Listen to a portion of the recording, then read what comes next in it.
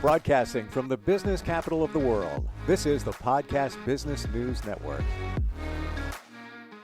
Well, if you're in the business world or if you have a brand for yourself, doesn't matter what you do. You could be a real estate agent. A lot of real estate agents are rebranding recently. Image is everything. It really is. How you show up, how you present, not just by the way you look, but everything that comes along with that, etiquette, your personality. She helps people transform all the time. She's an amazing image consultant. She also trains people to do this at International Image Institute. She's Karen Brunger. She's back with us. How are you doing today? I'm great, Steve. How are you doing? I'm good. Now, we got together a while back and I got schooled on a lot of this. I just think it's kind of funny that my background is kind of purplish and then so is yours and so is your logo. So I think we're on the same page there. But we're going to talk about what happens after you do a color consult. But even before we go there, can you tell everybody, just reset what you offer to transform people's lives and actually make them look more professional? Okay, so really what I do are train the trainer program. So I'm helping consultants work with their private clients on transformation. So it's really, we take a holistic approach. So it's really about who are your clients or our clients meant to be? What's their possibility? What is their potential? And then what are all the things that we can do to help them be there so that people can live the lives that they're really meant to live and not be stuck in limitation. So that's what we're about. And you're sought after in terms of your color consultation. It's a big deal. Yeah. Tell us about that. You're humble, but there's more to it. Tell us.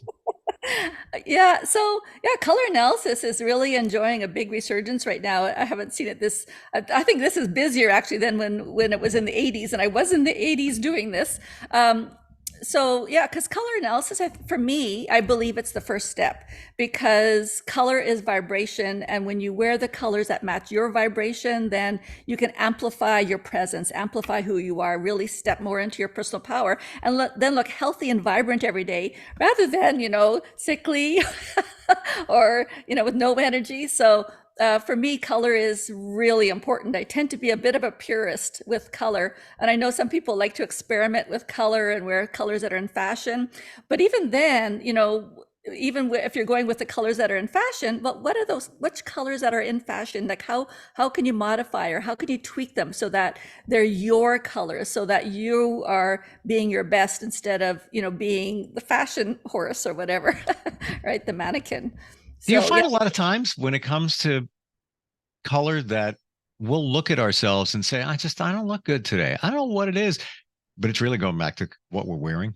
Mm-hmm. It really is. I remember my hairdresser took my color analysis training, and after he said, oh my gosh, it made so much sense, because before, when people sat in his chair and they wanted a particular hair color and it might not have suited them, he thought, well, they're just not looking really good, like they're just being sick that day, they're not feeling very well that day, right? And then he realized, oh my gosh, it's the color. And so now usually hair colorists will ask me, okay, this client wants his color hair, can we do it? Or what would be might be a better option. So yeah. It's like the worst thing that you ever want to hear. It's like, you look pale today. Are you okay? What's going on? I feel great. What's going on? Are you okay? Look, Yeah. it's And what some you're wearing. people, if people wear makeup, sometimes they think, oh, maybe I just put on more makeup. It'll be better. But really, that's not it. Because when we do color analysis, you're not wearing any makeup at all. And so we're getting your authentic skin tone, like what's really happening. So if you can look amazing without any makeup, then imagine now when you start wearing the makeup in the colors that suit you, that match your coloring, it's like, wow, it just doesn't get better than that, right? I find, and I'll use me as an example if that's okay, that I look better in darker colors. And my mind says, well, that's because you have lighter skin, lighter hair, and there's a contrast where if I go lighter, I kind of get washed out. Midtones are okay, some grays. I don't think orange and reds don't support me. This is just my theory. Blues, purples, some teals in that territory. Now, I'm different on screen than in person. It always looks different. Am I on target with what I'm thinking, or it's Steve, shut up? Okay, so right now, because you're wearing a very dark color, like it looks like black. So what I'm noticing is a head on top of the black, actually. But the thing is, you also think of your industry. So a lot of people in the entertainment industry, especially, or the fashion industry, they like to wear black. Black is the go-to color, right? Because It's there's a actually it's actually dark blue, like a it's navy. dark It blue. almost, Okay. to my eyes on screen, it almost looks like what you're wearing. Like it looks Okay. like And I'm wearing navy as well. So yeah, we're still matching. We're both wearing. we synchronized. This was all planned, people. Yeah. So and everybody has a navy. Everybody has a navy blue. Everybody has a red. Everybody has a blue. Everybody has every color that they can wear. But what's the quality of that color? So it's a little bit Hmm. hard to see. But it could be that you're might be a little bit warm in your coloring. So your navies would be really good if there were a little bit of a marine navy, like a bit of green in that navy, as opposed to something that is Hmm. really a cold navy. Like I can wear the cool navies. It looks like you might be a bit better in a warmer navy, and then your skin is like really smooth and even, and everything will be beautiful. I'd like to think it was. And by the way, no filters here. But anyway, resolution is not the best on Zoom. Uh, Yeah, and for no. that, I thank you, Zoom.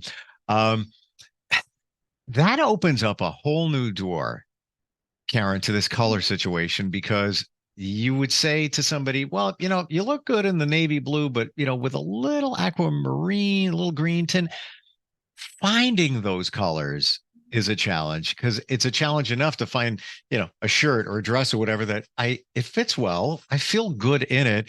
Now I got to get to the color part.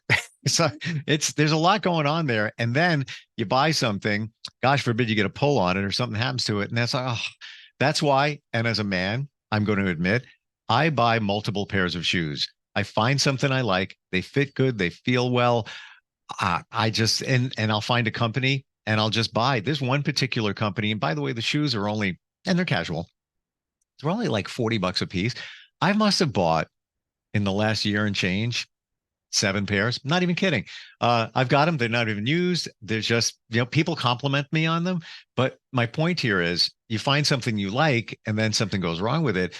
How do we find those colors? You're working with somebody. Where do we shop? How does it go? Yeah.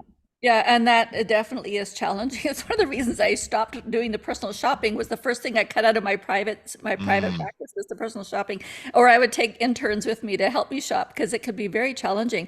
And so I think the message is, like, we don't have to rush in to buy something ideally. So that's why it's good to, buy strategically or with a plan. So we're not waiting until the last minute. It's like, oh my gosh, I need this. And then, of course, it's not available. So ideally when we're shopping, we know what it is we're looking for. There's no pressing need for it immediately, but we know within the next year, we want this so that we can take our time. And if we don't see something, if we don't see what we want, then don't buy anything. We don't have to rush in to buy something just when it's not the right thing. But then when we're shopping and we find the right thing, like what you're mm. talking about, the shoes, like, oh my gosh, now you find the right thing. Absolutely. Now is the time to get it. So I remember it took me one time 6 years to find a navy suit. Because I wanted it my navy, I wanted it my style, my personality, I wanted nice quality. So yeah, it took me 6 years. I mean, it was a beautiful suit. It was a Giorgio Armani. So it's like, wow. And I still have Wow. that suit. I still have it. And that's 30 years. Wow. So that, I so gotcha. so when it comes to shopping, that's the thing, is a lot of people might they'll buy a lot of stuff and they don't really need to. So like, think about even your shoes. So probably $40 shoes are not going to last that long. If you were to buy $400 shoes, you could probably wear that same pair of shoes for at least 10 years. I know I've got shoes in my closet that I've been wearing 20 years, Hmm. because they were nice shoes, and they last. When we buy invest in quality, it lasts longer.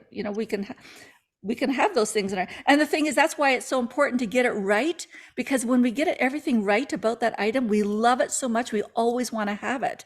And then if it's nice quality, we always can have it. And then when fashions change, sometimes it's just, okay, let's doing these little alterations or modifications to repurpose it or to update it, or we start wearing it in a different way than what we did before, so it can still be in the closet, And so that's all about, now we're talking a lot about sustainable fashion. So where, we're not just having our stuff fill up landfill sites, right? Sure. And like every item becomes something to be cherished, something really valuable in our closet that we love. I'm detecting from you that your purchases need to be made carefully if you're going to, make uh, thrifty purchases, if you will, like my shoes. They're casual. I know they're going to discontinue them. I never felt as comfort as these shoes are. So that's why I bought a lot of them. However, I do have a suit, I think a Hugo Boss suit that I bought probably about 10 years ago. It was up there in price, probably. And this was a discount because it was a connection to a family member that had a high-end menswear store. At that time, it was probably $1,500. I still wear the suit and I gained some weight. So I can't get into the pants. So I found pants that complemented the suit is the light pinstripe, still, it's still trendy. It's not outdated, but I found you're going to laugh. I'm going to be honest here. I found pants for like $30 and they match it perfectly in a solid tone. And they work. It works. You can't even tell. And the cut on the pants is not even close to the Hugo Boss, but they're good. That's my incentive to lose weight. The point here is make the investment, make sure it's the right color, the right fit. You spend more. And yes, to your point, I didn't think about that. $400 shoes, at least 10 years, you're going to have them. And the other part of it is you're going to take care of them because when I put that suit on, I'm like, hands off. And for me, it's also the energy of it, because when something's really high quality, it's also, for me, it's higher vibration, and so it's affecting me. When I have it, it's like I get to go to a higher vibration because I'm carrying that $4,000 purse or what. Of course, not everybody's going to be able to buy, but what the point is, I think even when people think they don't have money for clothes, or maybe the fact is that they really don't, then don't buy a lot of even cheaper stuff. We buy the quality that makes sense for us for whatever it is that we're doing. So it doesn't mean not everybody should be wearing Armani. That's not it. Sure. But it's that don't buy a lot of stuff, especially if you don't have money for clothes. Keep the money and invest it wisely. So, and finding the places where we can shop discount. There's all kinds of really good discount places. And sometimes when you get to know quality, you can find things that are really, really discounted or don't cost a lot at all, like really economical, but it still looks good. It looks like it's high quality and it's going to last you at least a little bit, right? Yeah, and so not everything in the closet has to be that level. And sometimes like what you're doing is mixing and matching the high end. I had to. And then and the high end actually elevates the low end. And so it's Yes. but it's all about knowing what's right for you. Okay, I'll tell you one story. I bought a dress at Winners, a linen dress. It probably cost me $50. And I went to an Association of Image Consultants International, like a strategic retreat where we all sleep there and just have a meeting all day long. And I wore the dress because it was comfortable, nice white linen dress. And one of the image consultants there, who was very used to shopping high end, said, "Oh, is that Armani?" I didn't say no. It's actually a $50 dress from Winners, but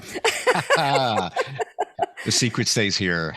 yeah. But the thing is, when you understand what's right for you, then low quality can look high quality. On the other hand, you can buy the highest, most expensive quality there is. If it's not right for you, it will look cheap and it won't hang on your body properly. I want to go back to something you said, and this makes you radically different in terms of what you do, harnessing the power of energy. I believe everything has energy. That guy, what's his name? Einstein, identified it many years ago. But you said the energy of a more high-end or costly piece of clothing has a certain energy. I agree with you, and I never thought of it in those terms. Is it just because of the name that's on it that you're reacting differently, or there's a different energy that's put into the manufacturing of the garments, the integrity of the name that they have to uphold, all of that. That's the. I'm curious your take on that. Yeah, there's an energy in the there's actually a frequency in the label. There's a frequency in the manufacturing. There's a frequency in the people, like the designer, the integrity and ethics of the designer themselves, Hmm. even the people making the garment. So, it's the same. You've heard of cooking. When people cook and they love to cook and their cooking tastes better than people that like for when I cook. Because I don't like it, right? It's different. So it's the same idea. It's a frequent, yeah, that's where the frequency is. So sometimes people say, oh, but I can get a knockoff that's really high quality, and it's not, but the thing is, okay, it still is nice. It's, nothing wrong with it, but it's not the frequency of having that particular label. And even if we're not conscious of it, so we don't have to even be aware of it, it's still having an impact on us. All right, I'm gonna flip this around here. We have a dress. It looks like an Armani. Okay. It's not. But I put an Armani label on it and I said, yes, here it is. And I charged you the amount of an Armani dress, $2,000. Would it be a would it be in your mind and you would carry it differently because you think it really is an Armani? Or would there truly be an energy if it were the energy would be radically different if it was the true dress? Yeah, so the person wearing it might think, oh, I'm wearing Armani. And so they might think their energy in one level might be different but that's their consciousness.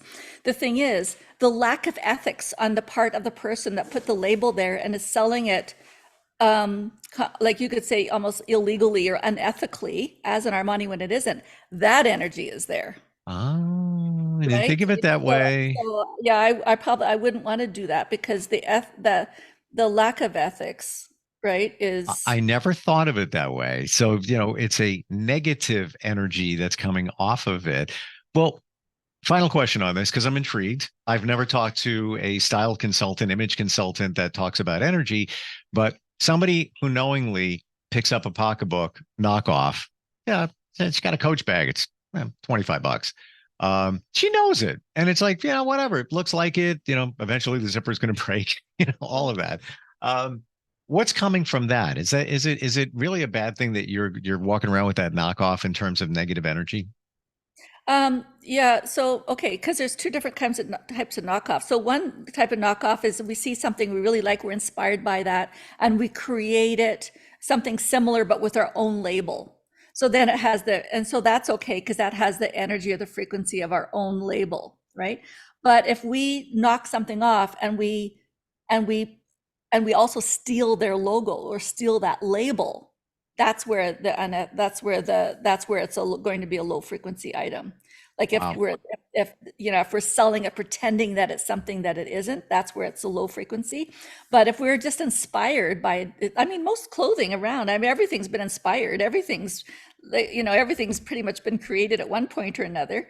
So but when we make it, we put our own energy into that. We design it. We choose the fabric. We're choosing how it's made and so on. Then all of that energy is going into that particular item. Thank you for that. Interesting. Interesting way to look at it. Going to process that. I think it's so super cool. So when you work with somebody, and we've identified a lot of this here after the color consultancy takes place, and here's your palette, here's what it looks like. And I'm not talking about you training others to do this. I'm talking about the one-on-one. Uh, Aside from sending somebody off with the marching orders of here's what you should be buying, what else goes into play there? Okay, so generally what happens is the person who has their nice, beautiful color palette said, great, but because it takes a while to get to understand your palette. So it's like, okay, I have all these clothes in my closet. Can I make any of them work? Like what's in my Mm. colors? How do I make it all work now? So now the image consultant might need to go do a closet edit and work and maybe the first idea is, okay, we're working with color, but really ideally at the same time, if somebody's going to go out and and shop for now, because you're going in and do a closet edit, you're emptying the closet pretty much. The person's going to need more clothes. So ideally the clothes that they're getting are right for them in terms of not just color, but style as well. And so style for the body type, style for the personality, but also, clothing that's functional for whatever it is that they need to be doing in their lives. So that's where the image consultant can come into play. Sometimes people will work with a stylist or a wardrobe consultant. That's okay too, or a personal shopper. But if you can find an image consultant, that's usually the highest level, because the image consultant, works with color and style and wardrobe, but what's different is that the image consultant dresses people for their possibilities. So it's not just about, okay, let's just find something that you can wear right now. Let's just find something for you to wear to this wedding, which is what maybe a wardrobe consultant or a personal shopper might do. An image consultant is going to say, okay, who are you really? Like, what image do you have? What's your essence? What it's really about, what's your essence that's going to be portrayed in this clothing? So it's not just putting on clothing to cover your body. It's finding the whole look put together that says that matches who you are, or matches who you're meant to be. It's all encompassing. You get deep into it in terms of the psychology of the person, what their goals are, what makes them in terms of, and it's not just about the clothes you wear, it's the colors, the presentation, even the etiquette. That's also something that you help with, right? Absolutely. Yeah. I mean, and and the thing is that once people put on clothing, their whole attitude changes anyway. When we put on clothing, we put on an attitude. So it starts right from there. So their confidence, how they stand, how they sit, how they move. And then from there, it's like, okay, what's the energy that they're projecting? And then part of that is coming across as being warm and engaging and charismatic. I think charisma is a big part of when you really step into your personal power. It's also about being engaging and building positive relationships. And so that's where the etiquette comes in, because etiquette really is about being considerate for the people around us. That's really what it is. And being comfortable in any situation, whatever that is. It's interesting when you look at somebody walk in a room, maybe it's a business setting, and your eyes are fixated and you say, wow, as they walk by, they've got it going on. I don't know what it is. I want to be them secretly, but really what they might have going on is the colors working for them. They have a certain decorum, they have certain confidence, but that all comes from just who they are, the energy that they portray. There's a lot going on here that many of us don't even realize. And many of us could be so talented. We nail everything. But this part of it, if you don't include it, I think it's going to hold you back in terms of moving forward. And from what you just said right now, I realize too that like the main thing that comes from that presence is how people feel about themselves. Sure. But when people feel that they're not good enough, that's when they can come across maybe as having ego, or it's just not fitting. But when people really value themselves, they feel really good about themselves, they feel good in their bodies, then it's not about needing other people to like them or to approve of them. When people approve of themselves and value themselves, then that energy goes across, and then other people want part of that, they want some of that, right? Yeah. So that's the key, is it's really about how we feel about ourselves and feeling fantastic in who we are. And you could have $100 or $100 million. This is what we're talking about. This is what shows up. It's not about, somebody could think you're worth $100 million because of the way you present. And it's not you're being snobby or an ego. It's just the energy that's coming off of you. And a lot of this goes back to your image and your mindset and all of this. Glad we talked today. This definitely went deeper in terms of knowing you and how you operate and how you help other people. Your website, please share. imageinstitute.com. Super simple. You are the sought after woman for all of this. And you train as well. We didn't get to that today, in that you train others to do what you do. Thank you so much, Karen, for being here. Really appreciate it. Thanks for having me. It was fun. And the secret stays with us in terms of our clothes. Okay. Right. Steve just showed up at this banquet wearing $25 pants with his Hugo Boss suit. You didn't hear it here. All right. We'll talk soon. Okay.